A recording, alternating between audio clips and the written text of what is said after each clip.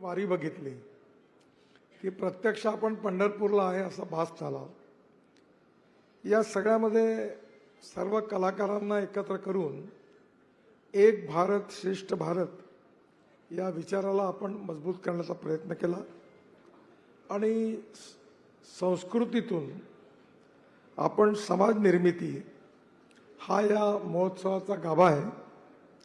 आणि म्हणून केवळ मनोरंजन हा उद्देश न ठेवता आपण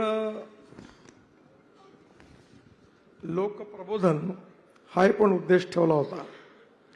मागच्या वर्षी 1.5 कोटी लोकांनी यूट्यूब, फेसबुक, इंस्टाग्राम, सोशल मीडियाच्या माध्यमातून कार्यक्रमाचा आनंद घेतला. हा एक उच्चांक होता. 40,000 लोक ॲव्हरेज दर दिवशी मैदानावर उपस्थित होती.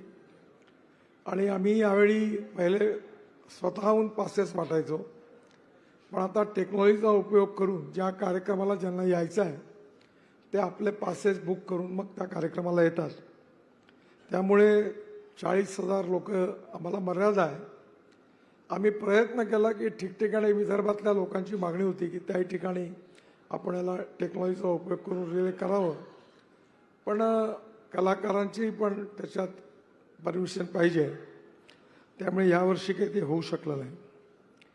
याशिवाय 175 शाळांमधील 30,000पेक्षा जास्त विद्यार्थ्यांनी समर्थ स्वामी रामदासांचे 51 मनाच्या श्लोकाचं पठण आणि 30,000 लोकांनी वंदे मातरम गाऊन गिनीज बुक ऑफ वर्ल्ड रेकॉर्डमध्ये नोंद केली आणि जागतिक विक्रम प्रस्थापित केला.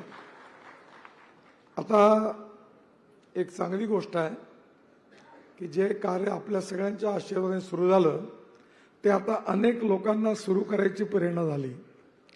आणि नागपुरातही आता आपले आमदार प्रवीण दटके यांनी असा महोत्सव करायचं ठरवलं.